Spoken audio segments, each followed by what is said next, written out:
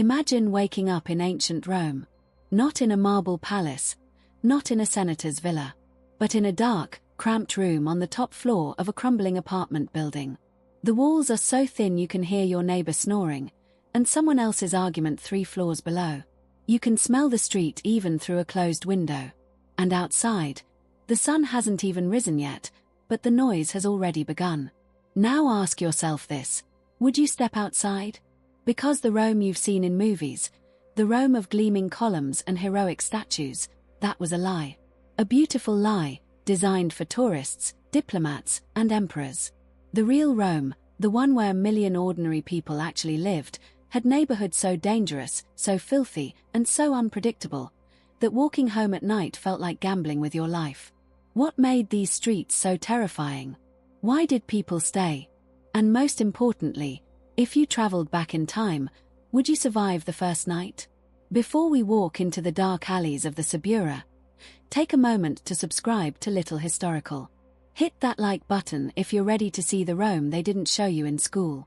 And in the comments, tell me where you're watching from, and whether you think you'd last 1 hour in ancient Rome's worst neighborhood. Let's begin. You wake up with a stiff neck and call it a bad morning. Now imagine waking up like that every single day for 40 years. No ibuprofen. No rest. Just pain that never stops. Medieval people didn't complain about aching backs or rotting teeth. They couldn't. Because pain wasn't a problem. It was the price of being alive. Their feet cracked open in winter. Their mouths throbbed with every bite. And they still worked from dawn to dark. Want to know what else they endured? Watch the full video. Link in description. Let me take you inside your new home. Not a villa. Not even a proper house. This is an insula, a Roman apartment block, rising 5 or 6 stories above a narrow, muddy street. From the outside, it looks like a vertical slum. Wooden balconies sagging, walls cracked and patched, laundry strung between windows like desperate flags.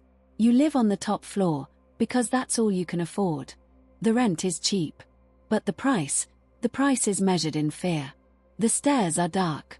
No windows. Just rough stone and the smell of smoke from 100 oil lamps. Every step creaks. Every landing feels softer than the one below. And as you climb, you notice the walls are not quite straight. They lean. Just a little. Just enough to make you wonder how many more winters this building has left. Inside your room, there is almost nothing. A straw mattress. A clay pot for water. A small bronze lamp that spits black smoke. The ceiling is so low you can touch it.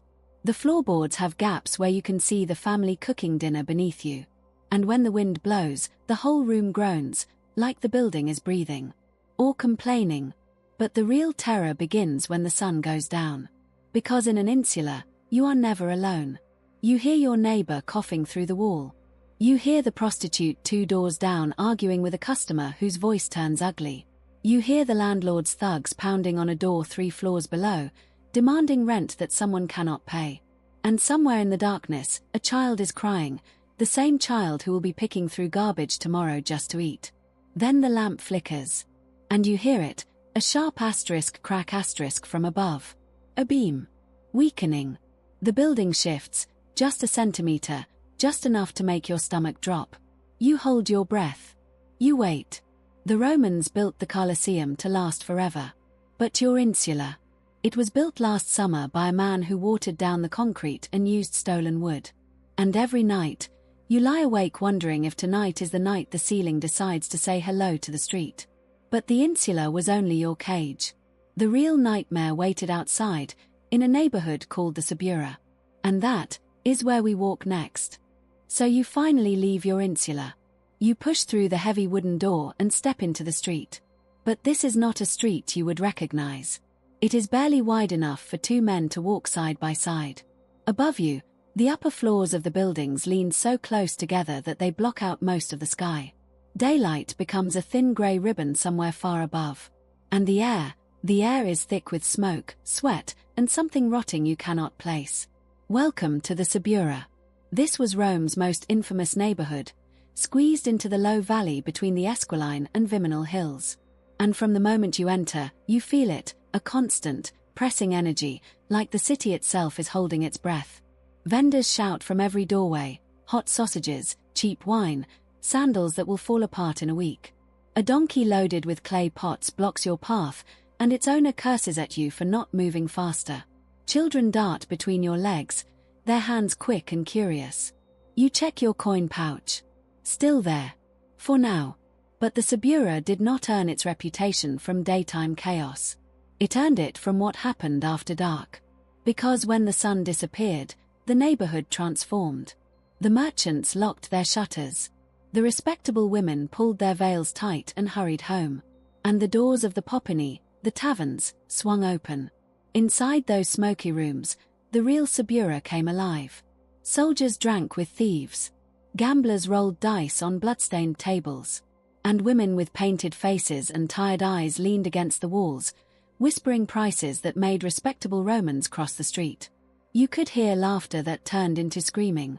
You could hear the clatter of dice followed by the thud of a fist. And if you were unlucky enough to catch someone's gaze, you might be invited to a back room for a game you could not win. The poet Martial once wrote that the Subura at night was a place where your cloak would be stolen before your body hit the ground. He was not exaggerating. The narrow alleys had no lighting, no patrols, no witnesses, only shadows, and the soft footsteps of men who made their living from other people's misfortune. But here is the strange truth. Julius Caesar grew up here. As a boy, he walked these same alleys. He heard the same screams. He learned to read people the way a gladiator reads an opponent. The Subura did not break him. It forged him. And as you stand there, pressing yourself against a wall to let a cart pass, you wonder, could it forge you too? Or would it swallow you whole? Because the Subura was not just a place of crime. It was a place of hunger. And that hunger led to darker things still. The sun vanishes behind the western hills, and the Subura holds its breath. The last merchants pull down their shutters with a sound like closing coffins. The children disappear into doorways. And the street lamps, there are none. Only the faint, greasy glow of oil lamps flickering behind shuttered windows, casting shadows that move like living things. This is the hour when respectable Romans lock their doors and pray. This is the hour when the night terrors begin. You are still walking. A mistake. You should have been home by now. But the street you thought you knew during the day has become a labyrinth. Every alley looks the same. Every corner hides a sound you cannot identify. Footsteps. Whispering. The soft scrape of a knife being drawn from a belt. You walk faster, but the darkness plays tricks. That pile of garbage ahead? It moves. No, it was just a dog. Or was it? Then you hear it, a woman's voice, low and tired, from a doorway painted red. She does not call out. She just watches. Her eyes follow you, and her lips part slightly, as if she knows something you do not. Behind her, a curtain shifts. A man's hand appears, then disappears. The sounds from that room are not loud, but they are unmistakable, a grunt, a slap, a whimper quickly stifled. You look away. You walk faster still. But the real danger is not on the ground. It is above you. Because up there, behind those unlit windows, people are finishing their dinners. And when they finish, they face a problem. There is no toilet. No drain. Just a clay chamber pot that is now full. And the street below is so convenient. A Roman lawyer once wrote that you could sue a neighbor for dumping waste on your head, but only if you could prove which window it came from. Good luck with that. You hear a window creak open. Instinctively, you flatten yourself against a wall. A shadow leans out, pauses, then empties something into the darkness. The sound of liquid splashing on stone. The smell hits you a second later, warm, sharp, unmistakable. You hold your breath. The window slams shut. The shadow is gone. And still you are not safe. Because now you hear footsteps behind you. Not one set. Several. They are not running. They are walking with purpose. You do not turn around. You remember the advice of every Roman who survived long enough to give it. Do not make eye contact, do not run, and for the love of the gods, do not let them see your purse. The footsteps grow closer. Your heart pounds against your ribs. And in that moment, you realize something terrible. The Subura is not just hungry. It is patient. And it has all night. But even if you escape the thieves and the filth and the watching eyes, there is one terror you cannot outrun. One that wakes you from sleep with smoke in your lungs and no way down. Because in Rome, the night had one more lesson to teach. And it came with flames. You would think, after a night like that, no one would stay. You would think they would flee to the countryside, to a quiet farm, to anywhere without collapsing ceilings and midnight footsteps and the smell of someone else's waste drifting through the window. But the sun rises over the Subura, and the streets fill again. The vendors shout. The children run. The baker lights his oven. And you realize, they are still here. They have always been here. The question is not why they stay. The question is where else could they go? Rome was the heart of an empire. And a heart beats only because blood flows through it. That blood was work. The docks along the Tiber needed men to unload grain ships from Egypt. The warehouses needed women to sort olives and pack garum, that salty, fermented fish sauce that Romans poured on everything. The bakeries needed slaves and free workers alike to knead dough through the night. Every loaf of bread, every bronze coin, every sandal that carried a senator to the forum passed through the hands of the people who lived in these bad neighborhoods. If they left, Rome would starve. And they knew it. But there was something else. Something the marble statues do not tell you. These crowded, filthy streets were also home. The woman who dumped her chamber pot from the 3rd floor, you knew her name. You knew her husband drank too much and her youngest daughter had a cough that would not quit. The tavern owner with the crooked nose, he let you drink on credit when your wages were late. The prostitute by the red door, she once chased away a thief who tried to cut your purse, screaming curses that would make a sailor blush. In the Subura, you were poor. But you were not alone. And for some, the neighborhood was not a trap. It was a ladder.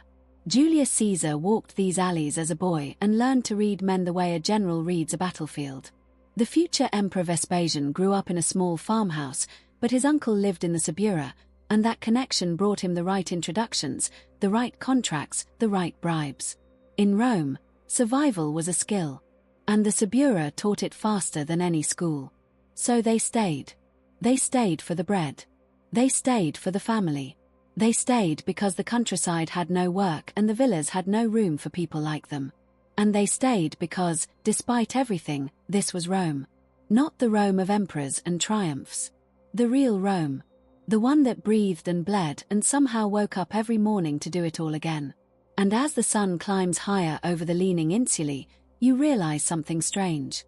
You are still here too. And maybe, just maybe, that means you are already one of them.